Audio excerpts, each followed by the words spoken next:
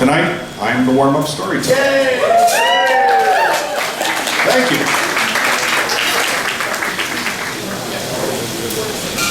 There is a special kind of darkness inside a burning house at night. And when there is a life being lost inside that house, sometimes the line between this world and the next becomes very, very blurred. In 1995, I was a young firefighter. We were called out one night to a burning house. When we got there, the house was giant. It was a mansion. The second story was blazing away. It was through the roof. It was starting to collapse. The first story was starting to light up. My commander came to me and my partner and said, "There's a lady inside. You gotta try to find her before it comes in on you, before it collapses." Me and my partner threw on our air packs, grabbed our hose, kicked the front door in, got down on our hands and knees and crawled into that black darkness. That heavy, smoky, hot darkness. We crawled inside, went to the right, I put my hand on the wall, we pulled the hose along with us. We crawled and we pulled, and we crawled and we pulled, and every 8 or 10 feet we'd stop and we'd yell out, "Fire department, answer me!" And we'd stop and listen. But all we heard was the crackling and the collapsing.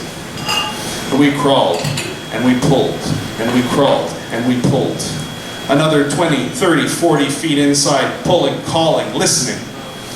When once I stopped, and off in the distance, I heard a dog bark.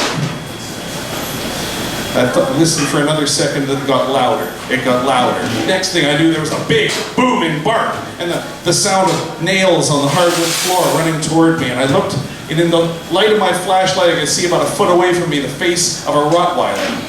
A big, black Rottweiler. It ran straight up to me, looked me in the eyes, and bit me on the arm. But it didn't bite me to attack me, it pulled me away from the wall. And we're trained to follow the wall so we can find our way out again. If we get away from the wall, we can follow our hose. There's a time to do what you're trained to do, and there's a time to do what your gut tells you to do. And that dog seemed to know what it was talking about. So it pulled me away from the wall. I thought, why don't we follow the dog and see what can happen? Because with the air I have in my tank, we're not going to be able to search this whole house. So I turned to my partner and I said, "Follow the dog." He said to me, "What?" I said, "Follow the dog." So I left the wall behind and we started crawling and pulling and crawling and pulling and yelling, and the dog would run ahead and run back and run ahead and run back. And he'd grab me by the arm and he'd keep pulling me ahead. And after another 40 feet or so, in that inky darkness, I reached out and my hand touched an arm. And I followed it to a shoulder and a head and a body, and I realized I had found the woman we were looking for, way off in the middle of this building, where we never would have looked. My partner crawled up beside me. He checked her over.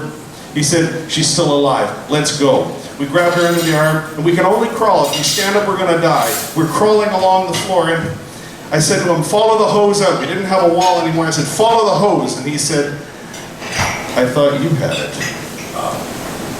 And I realized right then that we had made a terrible mistake. We were 80 or 90 feet inside the building. We were completely disoriented. The fire was getting hotter. The building was starting to collapse. I looked at the gauge for my air tank. I had about a third of a tank left. There was enough air in my tank to get me out of that building if I could follow that hose. But we were completely lost. And we looked at each other and we knew we were dead. And I said, "Your guess is as good as mine." He said, "I don't know, let's go left." So we went left. And we crawled and we pulled. We were with that woman who was unconscious. We crawled and we pulled. And the next thing I know, that nail sound on the hardwood floor came toward me, and those teeth dug into my right arm and pulled me hard to the right.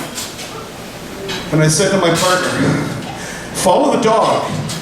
He said, "What?" And I said, "Follow the dog! For God's sakes, we're gonna die." And so we followed the dog. That dog pulled me and he'd run ahead and he'd run back and he'd pull me and he'd run ahead and run back, and we'd pull that body with us. And after 20 feet, I reached out and I felt that hose. And I've never felt anything so good in my life.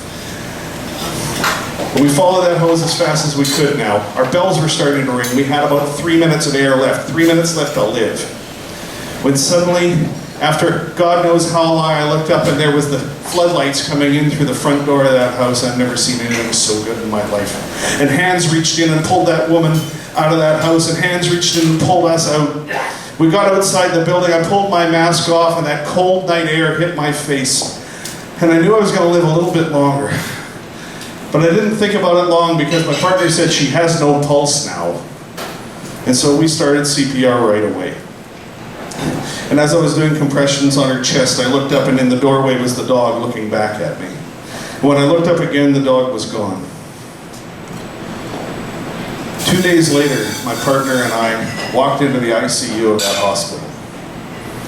And you know, no matter what Hollywood tells you, pulling a live body out of a burning house is something that a firefighter only gets to do maybe once in his career.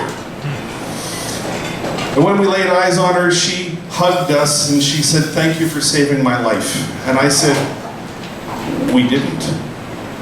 Your dog did." And she said, "My dog?" And my partner said, "What dog?" And I said, "The dog, the Rottweiler, that big black Rottweiler with a white blaze across his face." And then I told her the whole sordid story of how if we had done what we were trained and followed the wall and hadn't gone straight into the middle of the building, if we had done that, we never would have found her.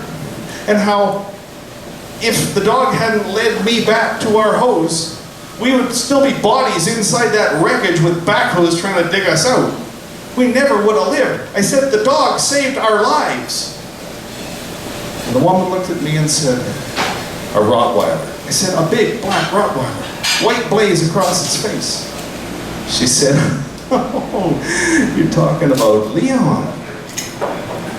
And I said, "I don't know." She said, "I found Leon when he was a pup. I found him abused and beaten and starved.